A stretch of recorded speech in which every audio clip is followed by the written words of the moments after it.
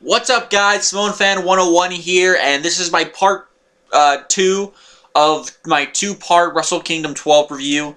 Now, I ended the review of Wrestle Kingdom 12 earlier for two reasons. One, my mom had just gotten home, and you know, she was making some noise. She was going to watch a movie. I didn't want that getting in the way of the review, so I decided to end it there with that match. So that way, you know, I would be focused completely on the review and not on anything else and being distracted. The second reason why I ended the video when I did is simply because of the length. It was already about, if I recall correctly, it was about like, what, 54 minutes long? And I wanted to go ad nauseum with the next few matches because these are the best matches of the night. From here on are some of the best matches of the night. I didn't want it to go. I didn't want to have a 2-hour review, so I cut it down to 2 parts, so that way you can get an idea of what the hell I'm talking about, and not have to be distracted and, you know, keep up with details. Like, okay, there's a part 2. I can watch it another time for the best matches. So okay, now that I got out of the way, let's go on with the show. My next match, the next match on Wrestle Kingdom 12, we came to the final 5 matches, all of which were great matches, 4 of which, on most cards, on a lot of pay-per-views around the world, would steal the show. And I mean that in the best way possible. The next match was Hirooki Goto versus Minoru Suzuki. Now, I did some research after the fact, and according to what I was able to find, there was, because I haven't been paying too much attention to Wrestle Kingdom, as sad as that is. I didn't even watch the G1 last year, which makes me really sad, because I want to get to that. And by the way, if I ever do review the G1 matches, I'm not going to be reviewing them how I normally am right now. I'm going to be reviewing them in the format that guys like Lundrick, Prince of Strong Style, Mr. Beetle 890, 7699619, guys like that, I'm going to be, Nature Boy 818, I'm going to be doing it how those guys do it. Anyways, but Hirooki Goto was the former Never Openweight champion. Now, what happened was Minoru Suzuki, after he came back last year, after Wrestle Kingdom 11, he won the championship from Goto, and then they faced each other in a rematch. Now, in that rematch, the Suzuki, yet again, beat Goto. I believe it was at the... I think it was at Dominion. No, it wasn't at... no. Yeah, it was at Dominion. See, I was able to keep up just a little bit, but I wasn't able to watch everything. So, what happened was, Goto was begging and begging and begging for a rematch, and Suzuki constantly refused. And what happened was, Goto basically said, okay, you don't want just another match, that's fine. I'll put my hair up on the line just so I can get a chance at that title. Suzuki, being the badass that he is, upped the game and said, okay, you want to play that game? I'll put my own hair up on the line. It'll be a hair versus hair match for the Never Openweight Championship. And that's exactly what we got here. This match was, well, let's put it simply. It was fucking awesome. It reminded me a lot of other match. Now, this match was very different. It was a very different match from what we've seen previous. Not like it wasn't just a back and forth style match, at least not in the beginning. In fact, if I had to compare this match to anything, it would have to be very similar to AJ Styles and Brock Lesnar from Survivor Series last year. Brock Lesnar had the game early on. He was beating the hell out of Styles, and then Styles fought back and actually got the upper hand on Lesnar at several points. The only difference is who ended up winning each match. And of course the fact that both Styles and Lesnar were the top champions of WWE, and still are, as of recording this. But Goto and Suzuki went out there and had a great match, and the story was in many ways honor. Who would have to put themselves to shame in whoever lost this match? And Goto even said, Suzuki even said leading up to the match that, hey, I'm so confident I could beat you, I'll put my own hair up on the line. It's basically why he did it. So, this match, and by the way, just to get this out there, Minoru Suzuki is possibly the scariest wrestler I've ever seen today. In current today pro wrestling, Suzuki is the scariest. Brock Lesnar is the scariest physically in terms of how jacked the guy is. Braun Strowman is scary just by pure size. Suzuki, though, he's scary just by his facial reactions. You look at him in the face, and with his hair the way it is, with all the patterns in his cut into his hair, it screams one thing: don't fuck with the guy. Brock Lesnar and Braun Strowman, as intimidating as they are, at the very least you can try to appeal to their sanity.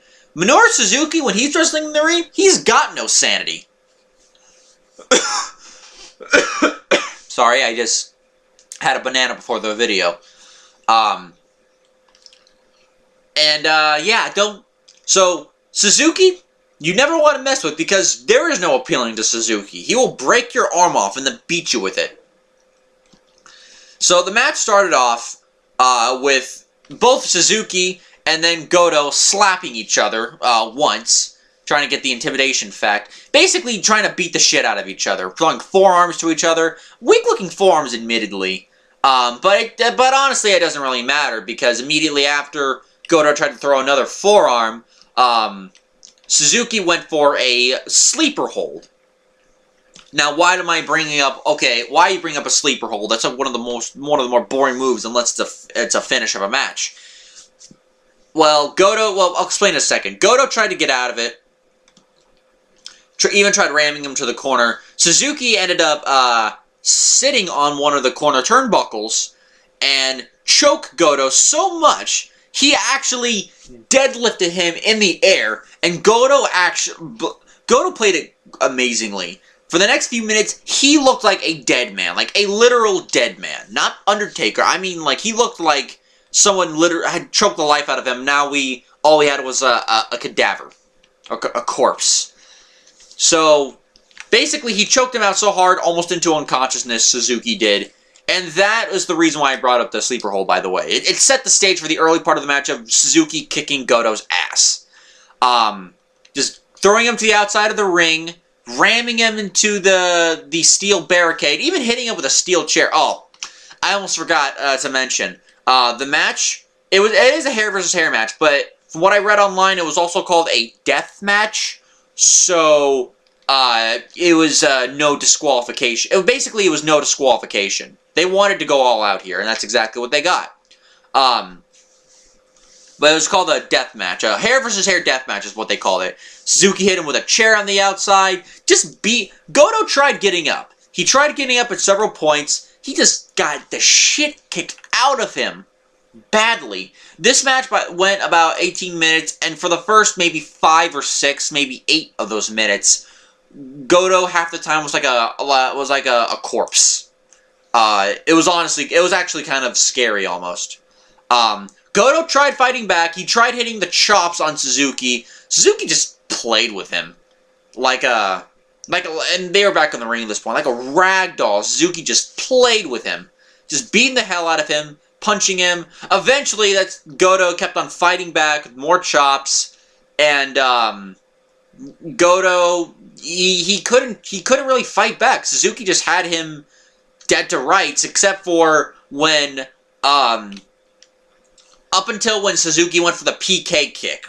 Now, if you're New Japan fans, the PK kick was the finish of Katsuyori Shibata, and as you know, Shibata got hurt last year.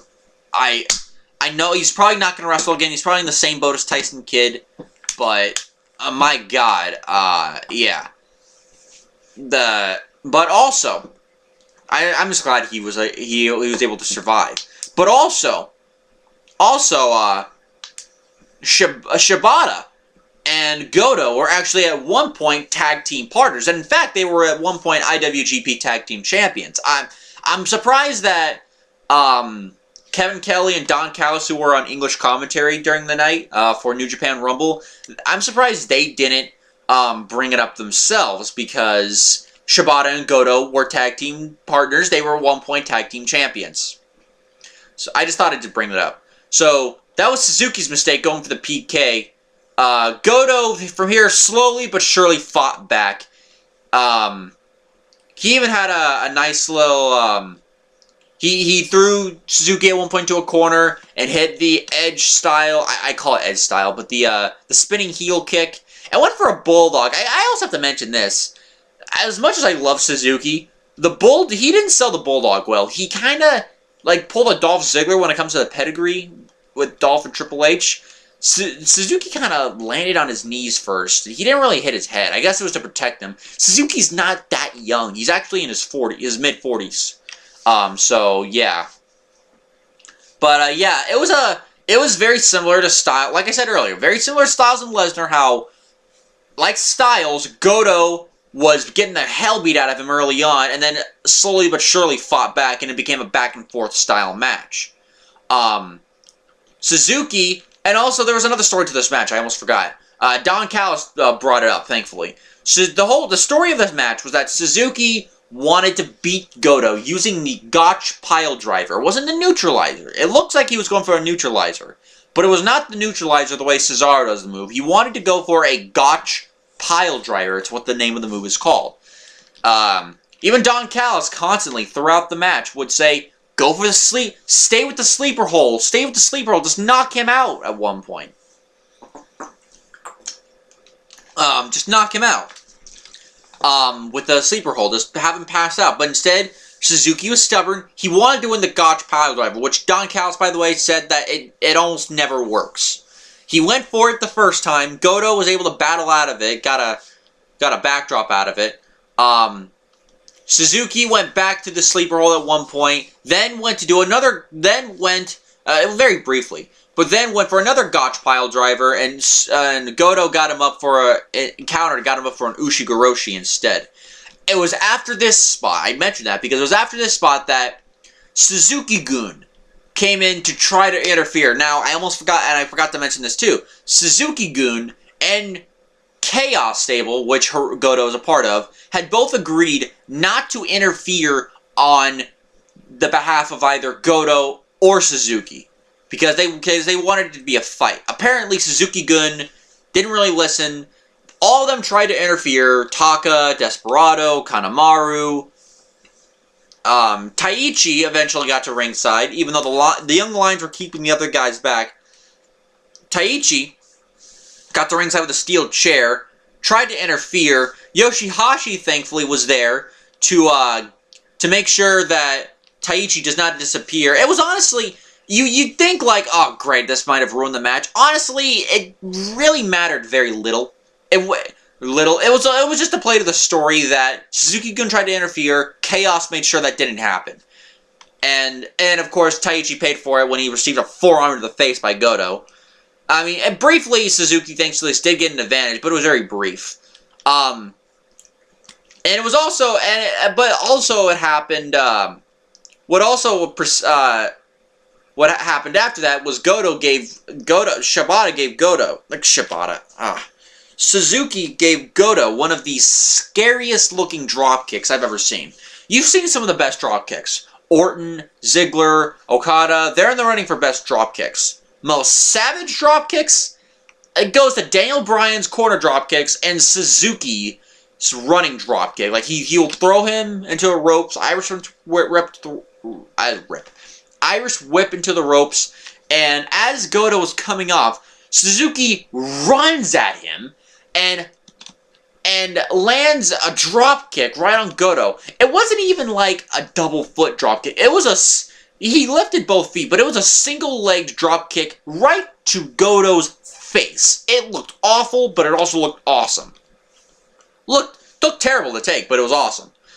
And then Suzuki proceeded to chop slap the ever-loving shit out of Goto in the face, in the stomach, hard slaps too, like open palm strike kind of slaps. Went for another sleeper hold. Goto fought out of it. And by the way, I forget which sleeper hold it was, but one of the sleeper holds in the match, referee lifted up Goto's arm 1, Goto's arm 2, Goto's arm 3. The arm still did drop. Why the referee didn't ring for the bell, I don't know. I can only presume it's because Suzuki made sure that he wouldn't by putting him in the gotch pile driver position. Maybe they mistimed their spot. I don't know. But honestly, it doesn't really matter. The fact the match kept going on was great. Suzuki went for another gotch pile driver. Didn't work. Goto clotheslined him to hell in the corner the way Suzuki sold it. Suzuki went for... they were on the top rope, right? Top turnbuckle. Actually, the same turnbuckle that Suzuki choked Goto on, which was earlier was Savage. So he got into like a front headlock kind of chokehold. And Suzuki was able to get out of it, countered into he came off the middle rope, but for Suzuki it was like a top rope. He came off basically for a super Ushigoroshi onto Goto's knee. That had to hurt like hell. And you know, coming up on the finish here, both Minoru Suzuki had Goto in like an arm lock, or at least tried to. Goto got out of it. Forearms to the face, then a savage-looking headbutt, which had Suzuki on his knees, which is not something you say often about a guy like Minoru Suzuki.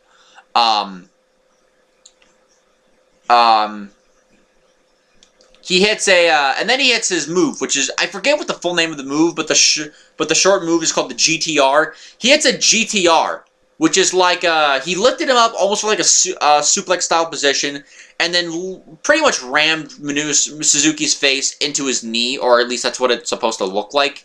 Then went for another GTR, which is a different kind of GTR. He has two different versions.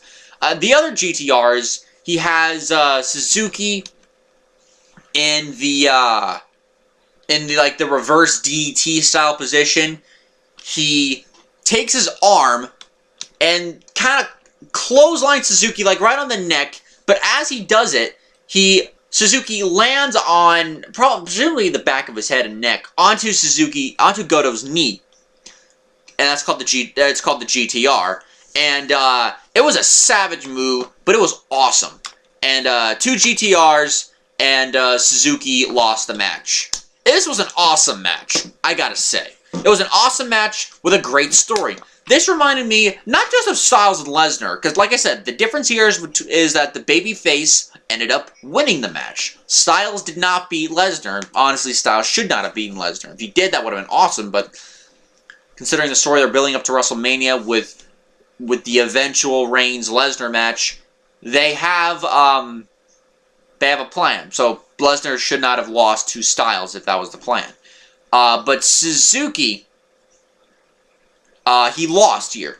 Now, this was a great match, had a great story. It also reminded me of, I know they were somewhat different matches, but it reminded me a lot of, this may be a little bit weirder of a comparison and longer in terms of time. Kevin Owens and Sami Zayn at NXT TakeOver Rival, which was the first NXT TakeOver event, the February TakeOver event of NXT 2015. Sami Zayn going in as the NXT champion. Kevin Owens going in as the heel. Kevin Owens had a lot of dominance in the match, but Sami Zayn had his fair share of offense. But Kevin Owens kind of dominated early on, and then as the match kept going on, Sami was getting more and more offense. But it was kind of the underdog story match. Same thing here. Goto was an underdog, and it led to a great match. Honestly, I give this match the same rating as I would give Zayn and Owens from that TakeOver. Which you can see in the description down below in both parts of my Wrestle Kingdom 12 review. But there's another part of the story that I liked. So Suzuki-gun was trying to get Suzuki out of the arena pretty much as soon as possible. And Suzuki, they were stopped by referees, but Suzuki was having none of that shit. He went in there. A referee even set up a chair for him earlier to shave his head. He went in there with a steel chair. He slapped the referee's chair that the ref set down, and put his own chair down. Took the razor and shaved. He shaved a little bit of his head right here, but he mainly shaved a lot of the tuft of hair on the back of his head and set it on the chair. Suzuki, scary man, but the guy's a man of his word. That's the one thing I'll say about Suzuki. And Goto also ended up winning the Never Openweight Championship. This was a great match. Go. On most cards, it would be the best match of the night. Sadly, there were 3 more matches better than this, but that does not mean this was a bad match by any means, by any stretch of the imagination. Next was the Fatal 4-Way Fatal 4 match for the IWGP Junior Heavyweight Championship. Defending champion Marty Scurll going up against Hiromu Takahashi, accompanied by his little doll, Daryl, KUSHIDA, and his rival pretty much everywhere he goes, Will Ospreay. I did like Marty Scurll's entrance. He was dressed kind of like an eagle-looking thing with like a cool-looking mask. It was sick. He even had an umbrella. His umbrella even said, "The villain, IWGP Junior Heavyweight Champion, Wrestle Kingdom 12." That was kind of cool. This match is what a lot of Young Bucks matches in Wrestle Kingdom history usually are. Fast-paced action style. Difference is, we have 4 guys here, some of whom have a history with each other, mainly Ospreay and Scurll.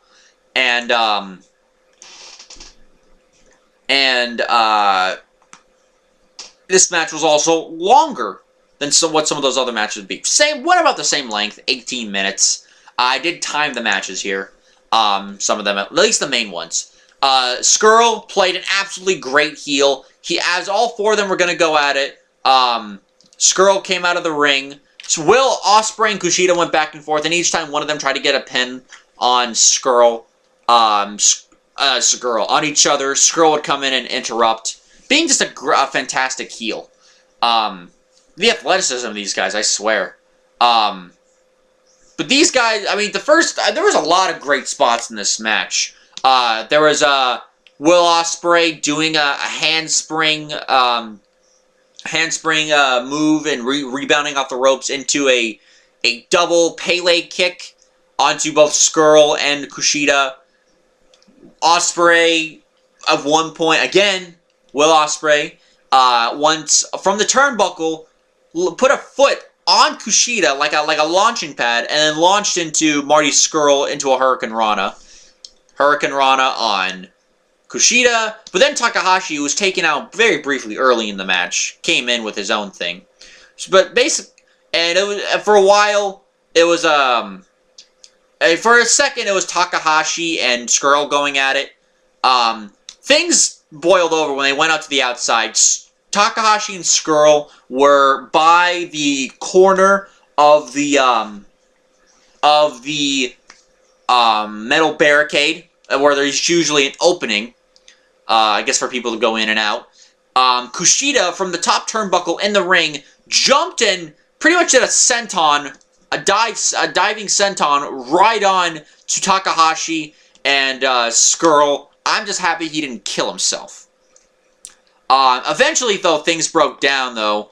More action. They spilled into more of the area on one of the scaffolds. That holds, I guess, holds up, certain parts of the arena.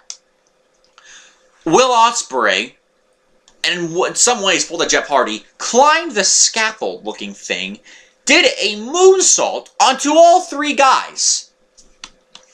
Will Ospreay, this is the third spot I've already mentioned Will Ospreay. We're not even that far into the match. Will Ospreay apparently tried to kill himself. I'm glad he didn't die. I was afraid that he was going to die when I watched it. I'm like, okay, he didn't die, thank God.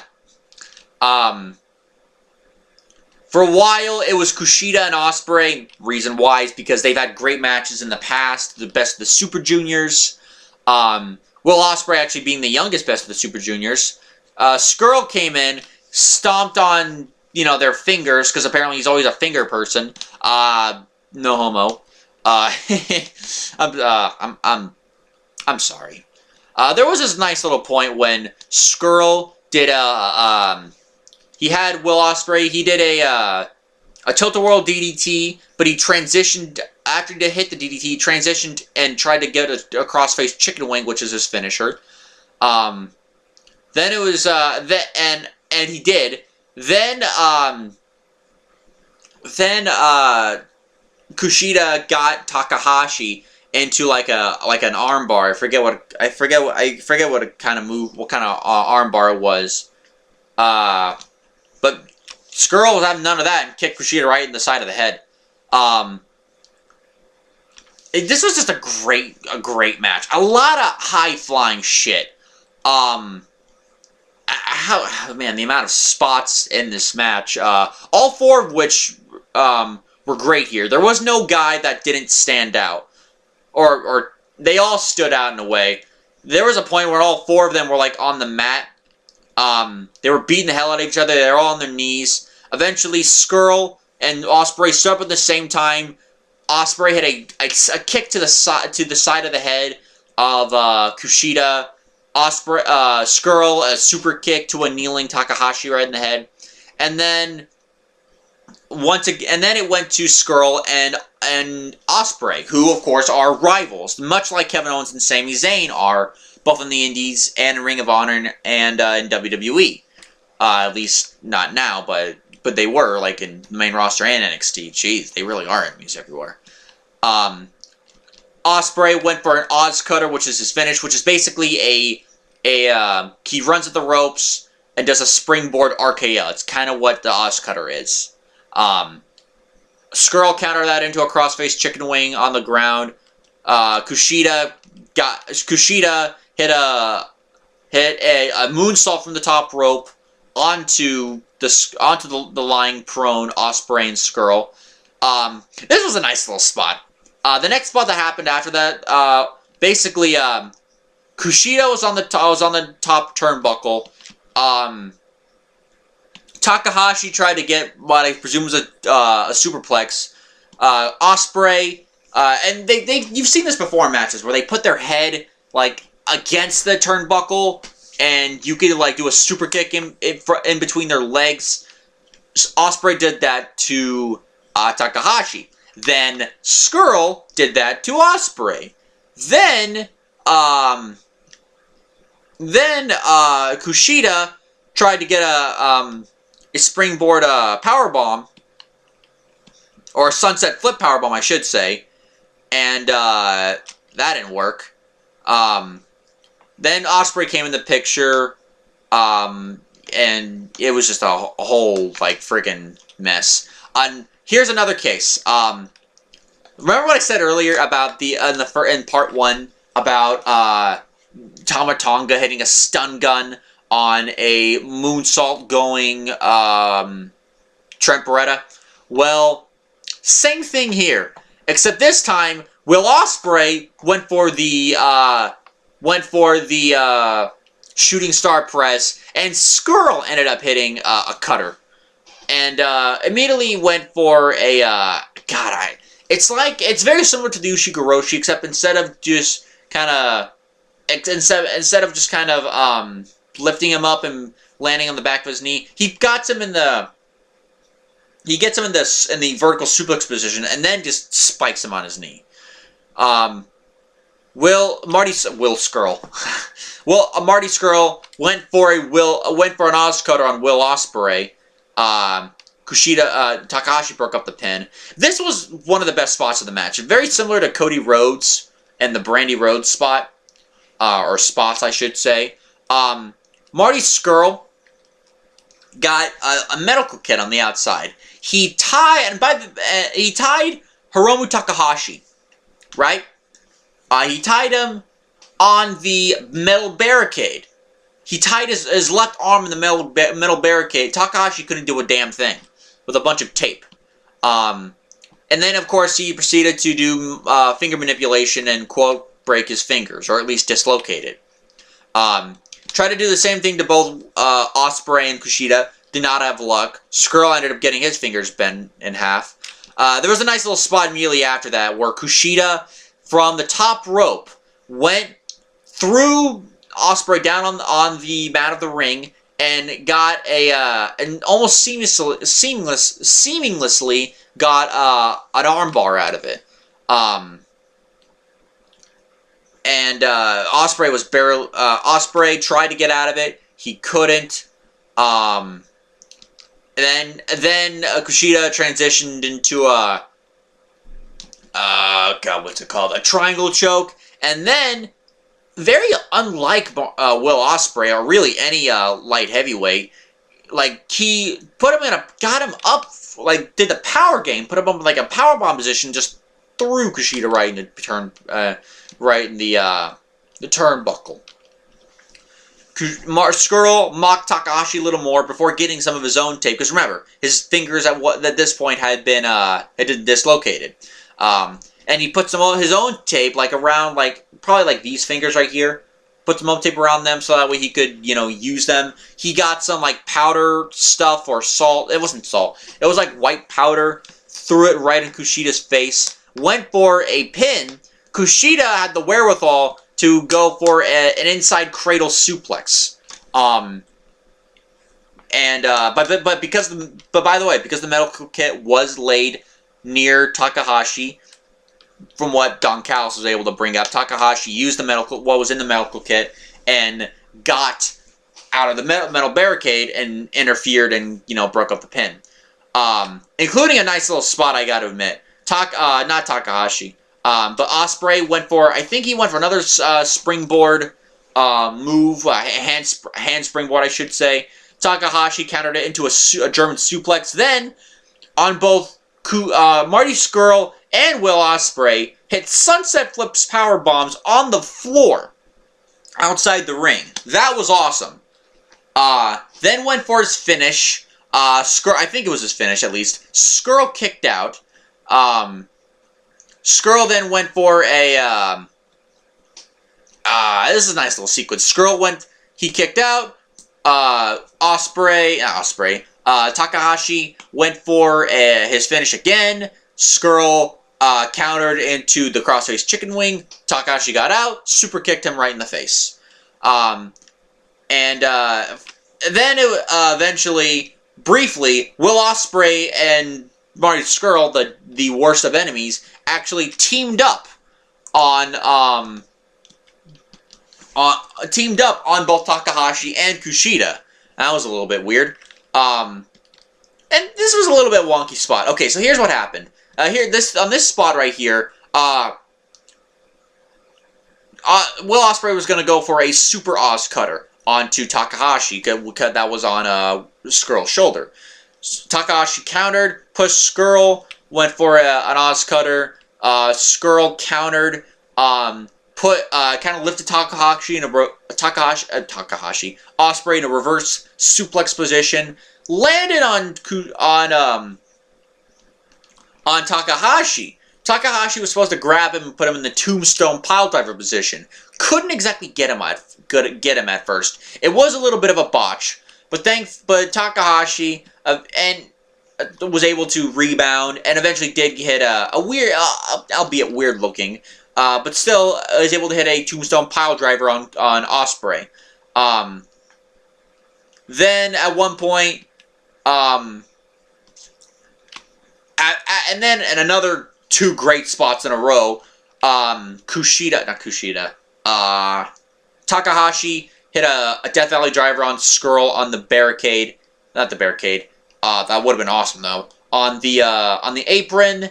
Then Kushida went for a sunset flip powerbomb on Takahashi. Then Ospreay hit a springboard shooting star press onto Kushida and Scurll, and then in the ring went for the reverse 450 that Mustafa Ali has as his finisher in WWE. Takahashi kicked out. went for an Oz cutter. Takahashi got out of the way. Had a nice little sequence there, including a tilt. What was basically a tilt-a-whirl style, like, slam or suplex. I can't explain what it was. Scurll, at the nick of time, pulled the referee out of the ring, hit Takahashi and Kushida with his umbrella, attempted to hit Ospreay with it. Ospreay said, screw that, hit a Spanish fly. Good-looking Spanish fly.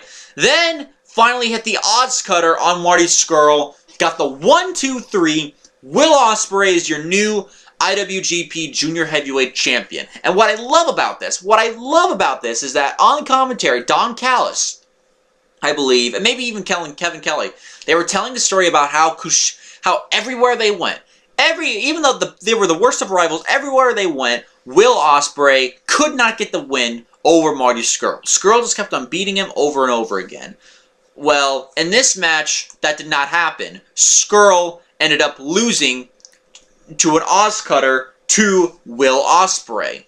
So, there was no bullshit here. It was well done. And the match ended up being the third best match of the night. And it was just a freaking fantastic match. And probably, and honestly, I have to mention this. This is what the Cruiserweights should be doing in WWE. Matches like this. They get like 20 minutes on a pay-per-view, on at least a bigger pay-per-view. Just go out there and show what they got. Instead of being what seemingly looks like they're being pigeonholed, the way they're wrestling, it's not how they were wrestling in the Cruiserweight Classic in 2016. It's not. I wish we could have got that wrestling on 205 Live every week. If we did, we'd be having an absolutely amazing Cruiserweight roster. Instead, we're getting several rest holds where they're wrestling WWE style matches when they should be wrestling Cruiserweight style matches. That's just stupid. Out next was Hiroshi Tanahashi against newly Switchblade Jay White. So, and I haven't seen a lot of Jay White matches, so I'm not too familiar with the guy. This was kind of like the real introduction of Jay White for me here. It was and apparently his finish is Bray Wyatt's sister Abigail. Although, hilariously enough, I think Switchblade Jay White actually does a better Sister Abigail style finish than Bray Wyatt does. And Bray Wyatt does it really cool, sorry about that. But, Jay White does it better. Story here is that Jay White kept on trying to get the quote, the ace, out of Hiroshi Tanahashi, because for the past two Wrestle Kingdoms, Tanahashi had lost to Okada, and had lost to, Tetsuya Naito last year. So Switchblade, Jay White, who I think he even said himself at one point was a fan of Tanahashi, wants to get the ace. He wants the ace back. And of course, commentary was like, careful what you wish for. This match was it was a long match. It was like 20 minutes. But this wasn't the kind of match that lends itself to being like, it wasn't a great Tokyo Dome Tanahashi style match like we got with Nakamura, with Naito, the Okada matches. But it was never meant to be. It was never meant to be a style match. It was meant to be a different kind of match. It was more of a proving ground. It wasn't so much how great of a match can this be. It was more of a proving ground that can Jay White perform well enough here to at least impress some people, and I think he did. Match started out, it was just more than the other matches. This was more of your basic wrestling match. Not too much in the way of spots. Tanahashi, though, went for a planche earlier on, landed on his knee, his right knee in storyline, and Jay White went after that knee for a good portion of the match. And from what I saw here in this match, Jay White's actually a good wrestler. Maybe part of that had to do with Tanahashi, but he could really grow in the role. Sorry about that. Jay White went for the knee early on. Even whenever Tanahashi tried to gain offense, he kept on falling on his knee, which was good storytelling. Also, what it did, he was trying to eliminate the possibility of Tanahashi using the high fly flow, basically a frog splash style maneuver. This was not. I can't name too many spots in this match because this is not the kind of match that lends credence to a lot of spots, like a lot of Tanahashi like a lot of Tanahashi matches have been in the past. It's not that kind of match. It was a slow, it was very much similar to the Young Bucks match between the Young Bucks and Roppongi 3K earlier in the night. Not so much in the way of too many spots. It was more of a mat-based, grounded wrestling style match. Still good though. Jay White at one point got caught in the ropes. Tanahashi did a dragon screw leg whip on the rope. Jay White was on the outside. Tanahashi hit the first high fly flow in the match on the floor, which a guy his age shouldn't be doing too much, but the guy is still built. By the way, I heard earlier. By the way, the reason why they went after the knee. The reason why they went after the knee is because I heard that a few months before this, I think it was like November or maybe even December, Tanahashi had a legitimate knee injury. Not a major knee injury, just like a minor quibble of an injury. But like me and like what many people thought, no way in hell. It has to take a miracle from God in order to prevent Tanahashi from wrestling at the Tokyo Dome. And he wrestled at the Tokyo Dome. Could have been part of why the match wasn't as great as some people might have expected. They wanted to play it safe. They didn't want Tanahashi to go out there and completely break his knee. So maybe they just played it safe, but that didn't that still begs the question, why then did Tanahashi do a high fly flow into the floor? I don't know. It's just the nature of his move. He has to deal with it. But Jay White, at one point, he hit a brainbuster style suplex on the to Tanahashi on the turnbuckle. He was on the floor though. He wasn't on the turnbuckle. He was on the floor and merely spiked Tanahashi's head against the apron. So it wasn't too bad. Jay White was constantly hurting Tanahashi's knee, slapping him, chopping him, yelling at him he says, "This is the ace, where's the ace? Where's the ace?" And then Tanahashi proceeds to slap him right in the face. And then, Jay White, I could tell during this match, he's a very suplex-oriented style kind of guy. He went for a Death Valley driver. That didn't work. Very Cena-esque not in terms of the delivery, but in terms of some Death Valley drivers land on their necks. This one landed on his back, much like Cena's attitude adjustment. Jay White at one point went for a drop kick from the top rope, and Tanahashi countered into a leg whip on the mat, trying to take away Jay White's knees. Then, I gotta mention this spot. This is a nice spot. On the top rope, or middle rope, however you want it, probably on the middle rope, Tanahashi gave Jay White a rolling suplex, kind of like it's like the rolling neck breaker style suplex looking maneuver. It was kind of like that. I forget what the move is called. I know it's called something. It probably is a rolling neck breaker. But from the middle rope, it was actually pretty awesome.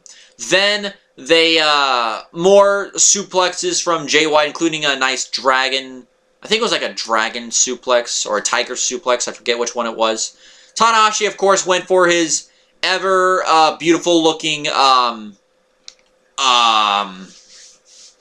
sling blade. Seth Rollins should take a few notes, figure out how to do a sling blade right. Seth Rollins never hits a sling blade right. Tanahashi actually takes his opponent down to the mat.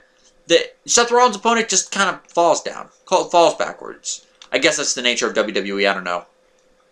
Tanahashi went for a high fly flow while Jay White was still standing. Went for a second one while Jay White was on the mat. Jay White got out of the way. Went for Jay White then proceeded to launch a bunch of elbows into Tanahashi's face and neck. Then went for a package. It wasn't a package pile driver. What was it? It was like a package style brainbuster. If that makes any sense. It was really weird how he did the move, but it looked cool. After that, he went for his sister. I forget what it's called. I'm just calling it the Sister Abigail style move. I think it is just called the Switchblade. Let me look it up real quick. I got my phone right here. Anyway, he went for that move. Tanahashi then hit another one of his. It went him in the Tiger suplex. White kicked out. Oh, sorry about that. I was playing a game earlier. Tanahashi, while Jay White was standing, but he had his back up, not his chest. Tanahashi had a high fly flow onto Jay White's back while he was standing. Then proceeded to go. Hang on, damn it. Then proceeded to go for another high fly flow onto Jay White. And pinned Jay White and retained the IWGP Intercontinental Championship. This was a great match, but it wasn't as great as past Tanahashi matches. But like I said earlier, it wasn't meant to be that style of match. First of all, because Tanahashi got hurt not too long previous to the Tokyo Dome, so we didn't know Tanahashi's condition. Second reason, Jay White is just not on the level of performer of guys like Nakamura and Okada and Naito. He just isn't. It doesn't mean he's bad by any means. He just isn't. So when I think some people had too high of expectations. I expected this to be a great match. I didn't have expectations like, oh my god, it's gonna be like 5 stars, 6 stars, 4 and 3/4 stars. I didn't expect a match like that. I expected something a little bit different. And that's exactly what we got. Great match, though. Not as good as some of the other matches in the card. I'd say probably not even. I'd say it's a little bit better than the Cody Rhodes, Kota Ibushi match, but just a little bit. Kind of weird how both the Asian guys won there. Yet, it was more for proving how good the American guys could be. Let's see here in wrestling.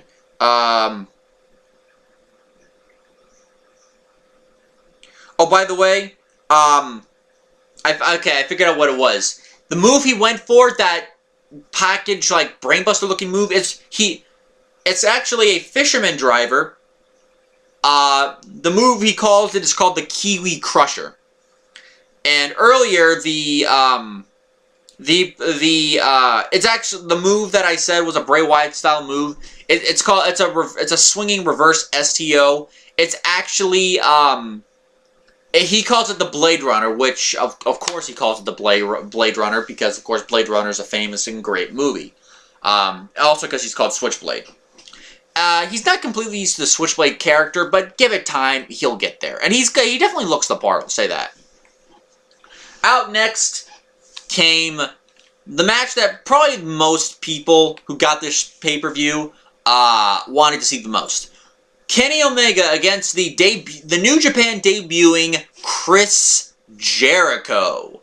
This match was built up great. I'm not going to go too much into the build-up, but this match was built up fantastic. The build-up to the match was just fantastic. I'm already coming up on 50 minutes, damn. Like I said, I wanted to go into these matches ad nauseum. And that's exactly what I'm doing. That's why I made a part 2. It's part of the reason. Now, next, this match was awesome. Just to get that out of the way, this match was awesome. Chris Jericho came out, somewhat similar to his WWE entrance, with the lights going out and the light bright jacket. But Chris Jericho came out to his new song called Judas by his band Fozzy. And honestly, the way his entrance was done, it was so great. It wasn't a flashy style entrance. He just had the light bright jacket and the scarf. But the way it was shot and the music, honestly, if Chris Jericho does come back to WWE, he should just replace his old Jericho theme song and just say, hey guys, use my theme song Judas by Fozzy, and let's see what kind of rise we get out of it. You could honestly, if Chris Jericho wants to compete at the Royal Rumble this month, he could easily do that by faking crowds out by having the song play and having Chris Jericho come out. That would be nice. That would be a nice surprise. Have Jericho go back and forth. This was Chris Jericho, Kenny Omega. Kenny Omega came out as like an Egyptian god, basically. So both these guys are nutcases, I guess. And although I will admit the little gun that he had was a little bit silly, but you know it was a prop. It wasn't meant to be too serious.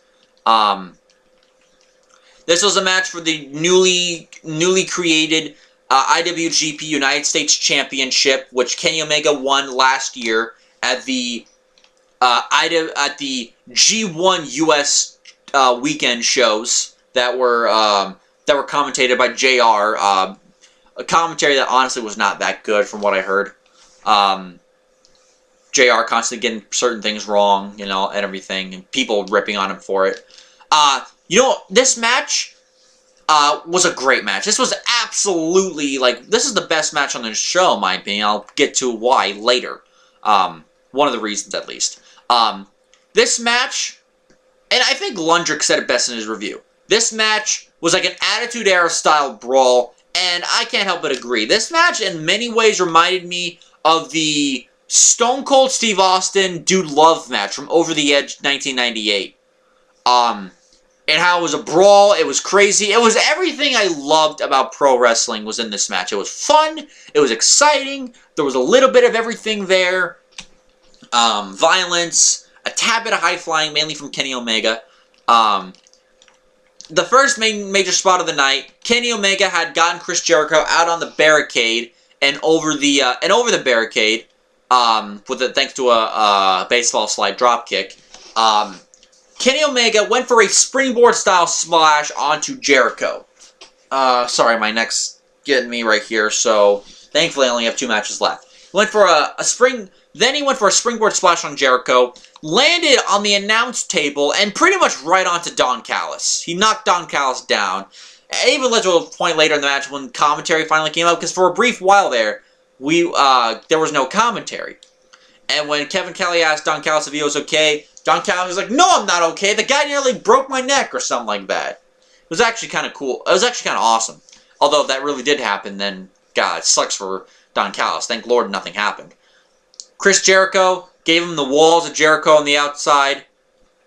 Then pushed aside the referee, Red Shoes, and then slapped around his son and put him in the walls of Jericho. Oh, I'll take it back. Put him in the Lion Tamer. The Walls of Jericho is not that good at looking of a finish. It never has been.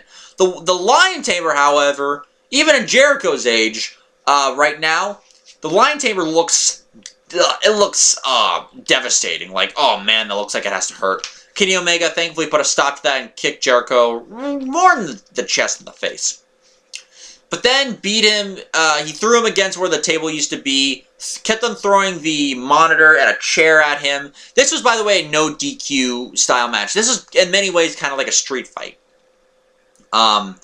There was a point when he had Jericho lying on the mat. Kenny Omega had put a table onto him, and then from one of the scaffolds, the same looking kind of scaffold that Will Ospreay did the moonsault off of, he had a drop kick from the scaffold onto Chris Jericho. That was a nice little spot.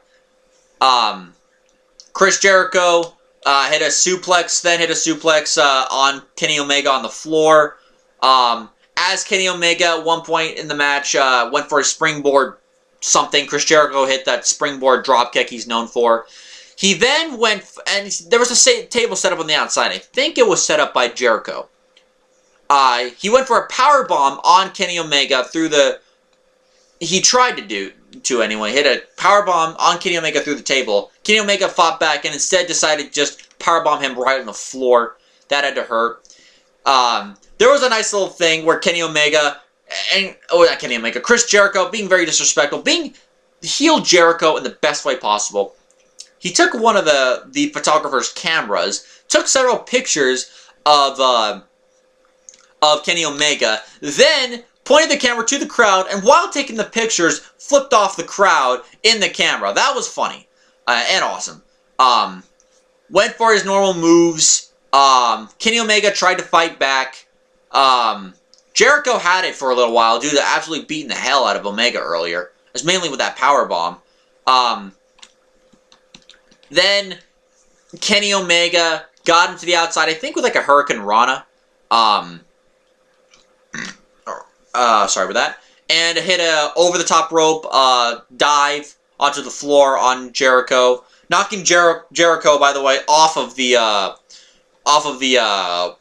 walkway, which was dangerous. And thankfully they didn't kill themselves. Then Kenny Omega, he had this move where he goes...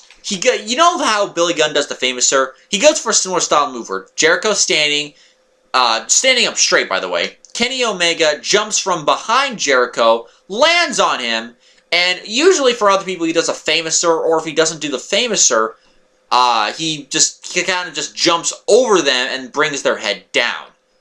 However, the way he did it here to Jericho looked savage, and even Don Callis said it, like, it looks a lot more savage than usual, probably because this is so personal, the way the feud was built up. Then went for, he tied the legs up, went for like a neck breaker, Omega did. Jericho, after Omega tried to do something, went for the walls, that didn't work. Then went for the first of course, his knees that he got from Nakamura. Kenny Omega went for the knees on Jericho's face. At one point, Kenny Omega, Chris Jericho did get the walls of Jericho, the regular walls of Jericho. Kenny Omega, because there's no real rope breaks in this match, because being a no DQ, Kenny Omega crawled towards the corner, went on the outside, by the way, with Jericho still in the ring and having his legs, so really it's just Omega's upper body. Tried to look under the ring for something, grabbed a spray can out, sprayed Jericho right in the face. Then Omega sprayed his armpits, his hair, his armpits, and then sprayed his balls. I hope he's not turned on by that. Damn it. I'm sorry. Jericho at one point shoved Red Shoes right onto... Oh, I almost forgot. He shoved Red Shoes right onto Omega. Omega ran at him while Red Shoes wasn't looking, I think. Either that or... It doesn't matter. It was no DQ. And then he rammed Kenny Omega's face, first on a drop toe hold, then constantly just with his hands, into a steel chair that I believe Omega himself had wedged earlier in the match in between the top and middle ropes and against one of the corners. This actually caused, and he did it several times to the point where it caused Kenny Omega to bleed. Not like hard way. I think Red Shoes either gave him or took from him a little razor to make him blade. But we got blood in the match, which was fun. So, at one point, Kenny Omega went for the one-winged angel, couldn't get it, instead went for a dragon suplex instead. Kenny Omega, Jericho then responded by just straight up hitting Omega right across the face, and the seat where the chair is completely fell off and was taken apart from the actual chair itself. Jericho grabbed another chair, did the same thing, hit Omega several times to the point where the seat came off. Jericho then grabbed a third chair, went to the top turnbuckle, was apparently planning to do something to get it. We don't know what it is because Kenny Omega ended up hitting two drop kicks. Well, a drop kick and then a knee right to the face, and then in a safe, because of his age, of course, in a safe spot, high spot, Jericho fell through the table. Omega was really bleeding at this point. Not like gushing blood, but he went for several knees against Jericho's face. Then he went for okay, like you know how Christopher Daniels does the Angel's Wings. Well, Kenny Omega had him in the Angel's Wings position, hoisted him up, but instead of slamming his whole body on the mat, he got him in basically in a double underhook style pile driver, which just looked sick. By the way, it was awesome. And it was safely done, but it looked sick, in the best way possible. Omega then went for another of his running knees, went for a one-winged angel. Jericho countered into the walls of Jericho, and Kenny Omega went for the ropes. Jericho pulled him back in the middle. Instead of getting the walls, he got the Lion Tamer on Jericho, on Omega, I mean, and got him in what looked like it was a very painful style Lion Tamer. Omega eventually got to the ropes, and Jericho broke it off. Why Jericho broke it off, I do not know. I do not know. It is possible that it's simply because Jericho was exhausted. This match went about 35 minutes, so of course he might be exhausted. Jericho was kayfabe exhausted and and needed a break from trying to get from the walls. Jericho immediately afterward went for a code breaker. Omega countered with, again, several more knees. Went for the one-winged angel. Almost got the pin, but then Jericho grabbed the bottom rope that he was near and broke the pin. My guess is in no disqualification matches, you can grab the rope if you're getting pinned. You cannot grab it if you're getting submitted. Either that, or the rope break counts as Solomon would put it, as kind of being the outside portion. Me personally, I just count it as, okay, rope breaks are allowed for pinfalls, not for submissions. That's what I got out of it. Because, of course, when you do a submission and someone grabs a rope, you got the count of 5. In a pinfall, you don't get that. So that's my guess of how it is. Kenny Omega went for his rolling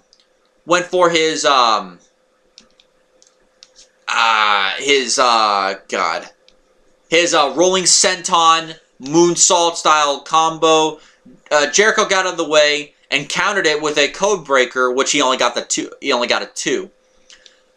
Jericho then went for a lion salt, which he did hit earlier in the match, so don't worry, he got a lion salt in earlier.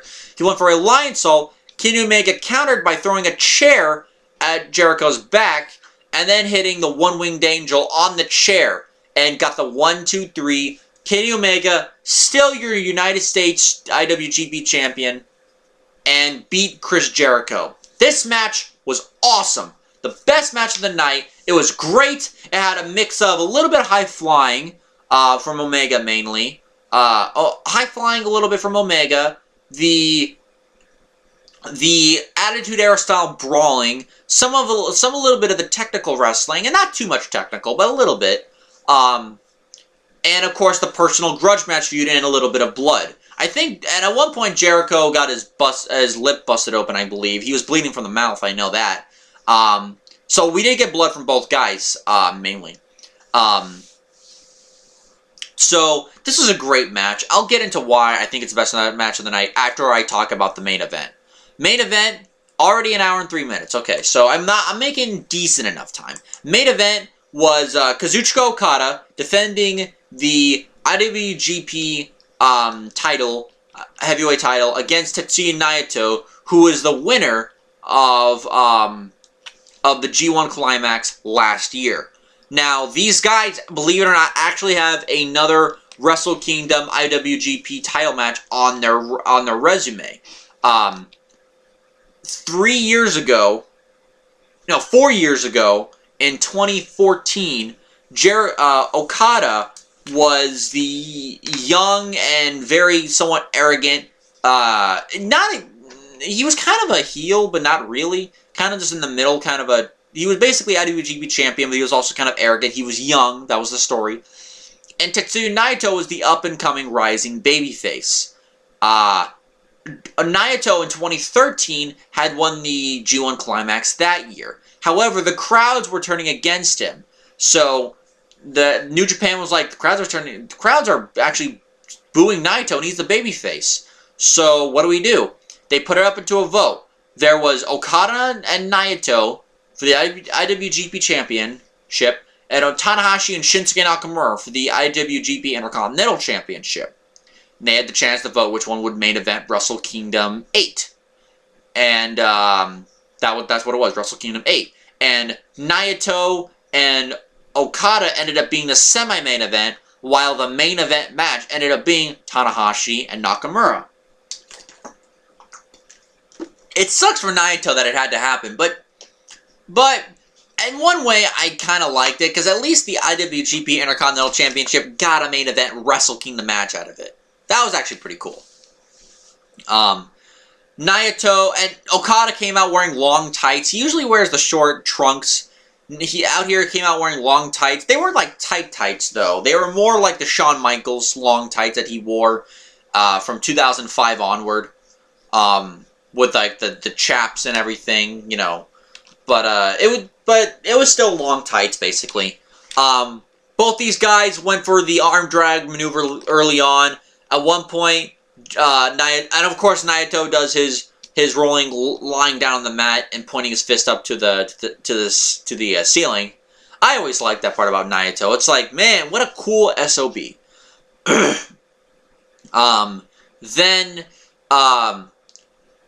the match kind of really got started. This was much like Jericho and Omega went for about 34 to 35 minutes. This one about 36 minutes. So they were both roughly around the same length.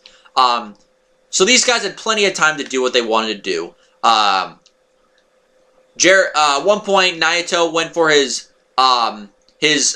running to the knee, running at the corner where Okada was at, running corner, single leg drop kick out to the outside, where Naito goes to the outside, swipes the leg, and then goes for a drop kick into the turnbuckle. That didn't happen here, as Okada countered and got him on the top rope and hit a drop kick on the outside. Naito then charged Okada. Okada then charged Naito with a kick that knocked Naito over the barricade. God, I'm mixing up my names here. Talking too fast. Naito then did like a stunner style move against the barricade to Okada. Hit a neck breaker to Okada, and then proceeded to hit another neck breaker to Okada on the apron. So the upper back and neck of Okada were kayfabe being really worked on early in the match. Even to the point where, and then of course later on, a little later on, just a little bit, Okada then hit like a kind of like similar to Hirooki Goto's GTR, except he just landed on his knee, no clothesline. Then he got a drop kick in. Then he went for his sweep-legged drop kick, and that was cool. The way he does that move is cool. I'm surprised not many other people do that. And in WWE, TNA, Ring of Honor, Lucha Underground, I'm surprised nobody else does that. It's probably just a Naito thing. Okada in a bit actually got Naito in a DDT, and Naito sold it like a Kota Ibushi style DDT, where he lands straight on his head and was actually vertical at one point. It was sick, but it was awesome. On the outside, Okada got a draping DDT from the barricade onto the mat on the floor. Then later, almost immediately afterward, Naito in the ring got Okada for a draping a neck breaker on his knee from the middle rope. Then Tanahashi. I'm getting my names mixed up. What is wrong with me? Let's have to look something up real quick. Tetsuya Naito, several times in the match, went for a move of his. I'm looking it up right now. Not the his finish, which is called the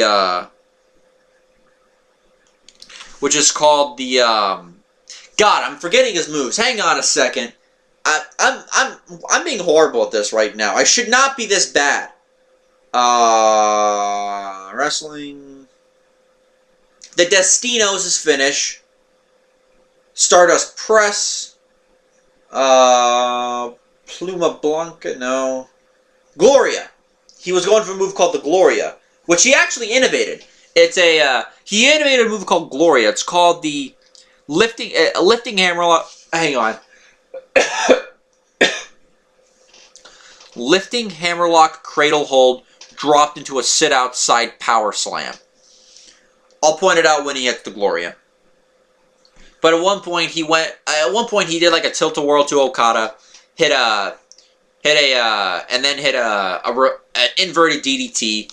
But several times during this match, he went for the Gloria. He went for it here immediately after that spot. Then Okada got him in what was probably the highest looking flapjack I've ever seen in my life. I mean, my lord.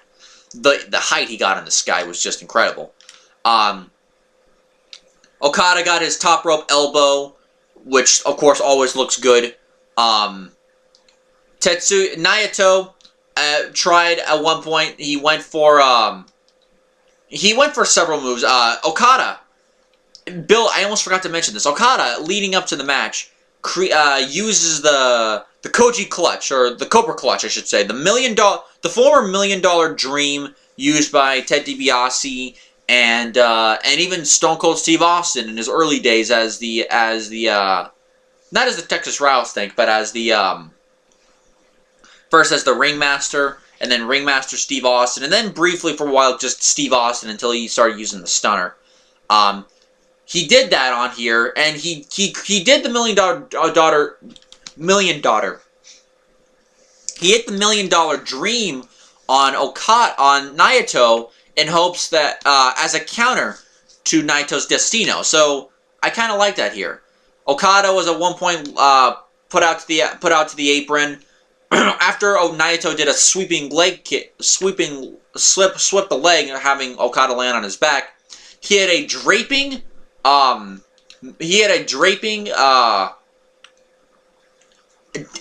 neck breaker from the top rope onto Okada, which looked sick. And then almost immediately afterward, he hit a reverse Hurricane Rana from the top rope, which again also looked sick.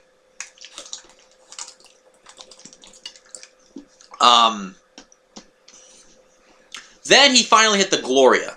He hit the Gloria, which, by the way, I've never seen a move like it. So it's very possible that Naito did really innovate the move. Then, after he hit the Gloria, he went for his Stardust Press, which is one of his finisher moves. And honestly, actually was his finishing move when he was still babyface. He didn't have the Destino until he turned heel and formed Los Ingobernables de Japon. He is the leader, after all. Okada being also leader of Chaos, I believe. These two guys went back and forth. We're coming up, I think, on the 30-minute mark.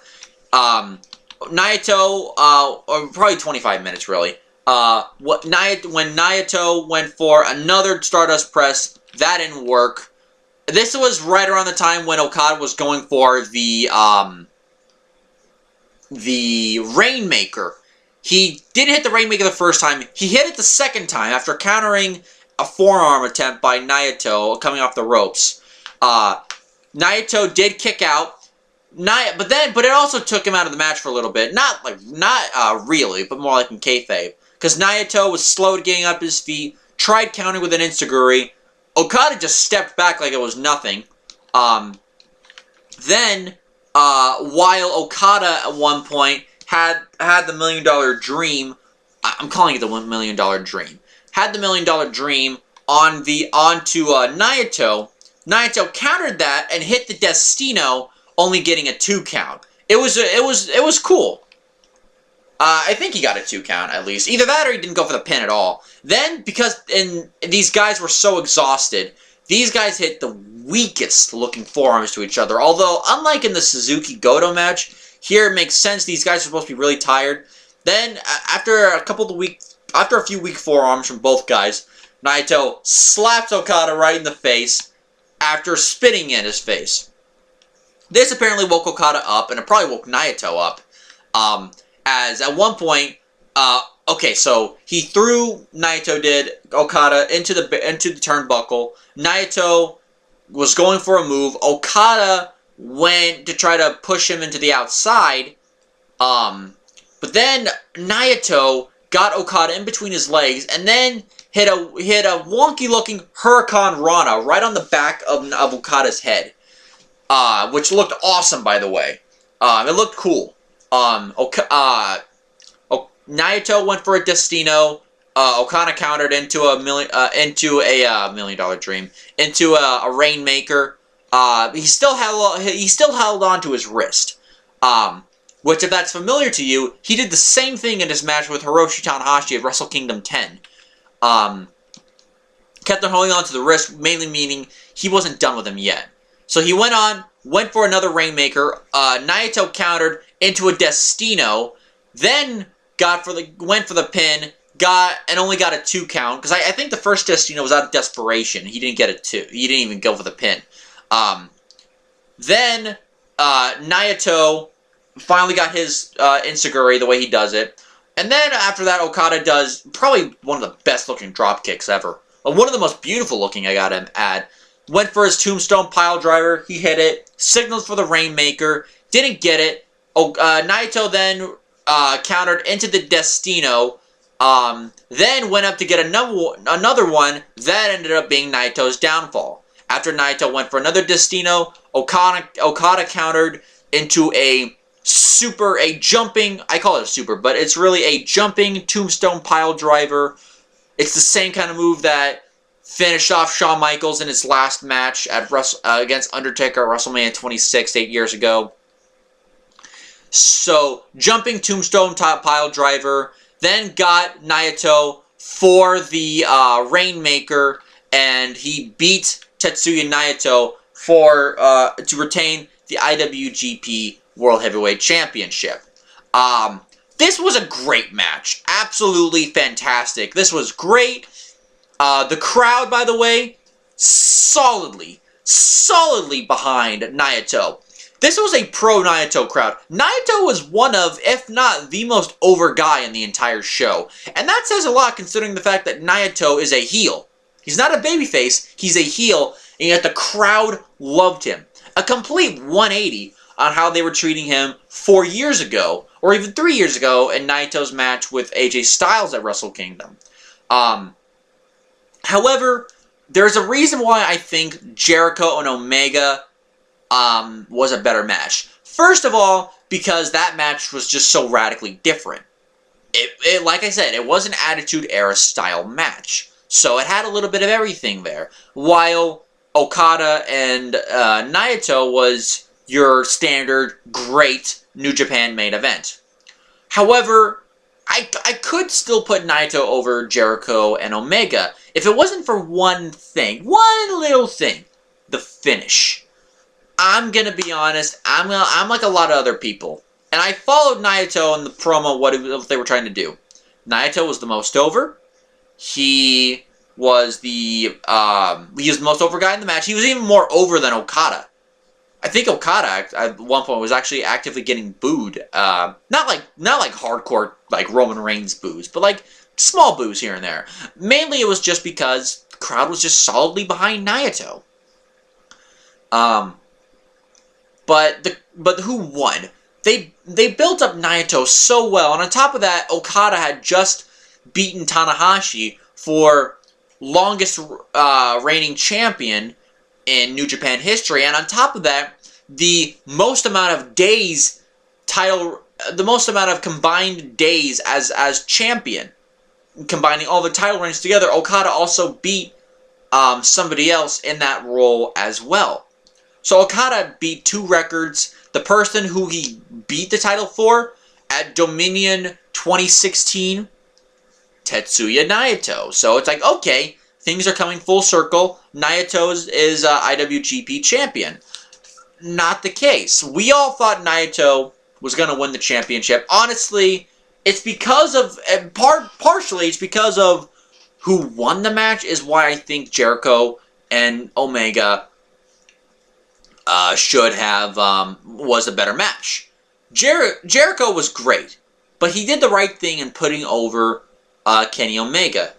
I think Okada, whether it was Okada or whether it was just New Japan booking or what they're going to do with Naito, hopefully it comes around full circle. I hope it comes around full circle, and maybe next year, or maybe later this year, I don't know, Naito beats Okada and then goes on his own long IWGP title reign. But it was still a great match. It was just absolutely fantastic. It was a smidge under Omega and Jericho. But that's not a bad thing by any stretch of the imagination. It was a great match. And this was a fucking great show. This show was awesome. You guys need to check it out. You owe it to yourselves as a pro wrestling fan to watch this show. Even if there's a couple matches you might not like on here, doesn't matter. The show was amazing and probably is in the running for best show of the year. So with that said, guys, that's my take on the show. If you watch these reviews, I'm glad. It's a combined over 2 hours, which is why I stopped it at part 1 when I did. That when my mom came home. It was actually, honestly, it was perfect timing because I wanted to get the big matches out of the way. So that said, guys, be well, stay safe, have a good day. Ratings, of course, will be down below in the description box, much like my part 1. Do not forget, if you haven't already, go to my Royal Rumble contest announcement video, listen to the video, and comment in the comments section that you want to be a part of my Royal Rumble contest, and just listen to the video and you'll figure out exactly what you get if you win the contest. With that said, guys, be well, stay safe, have a good day. I'll see you next time, guys, with hopefully more reviews. I'm gonna be catching up with my NXT Takeover reviews of Takeover Brooklyn 3 and Takeover War Games. So with that said, guys, later and have a good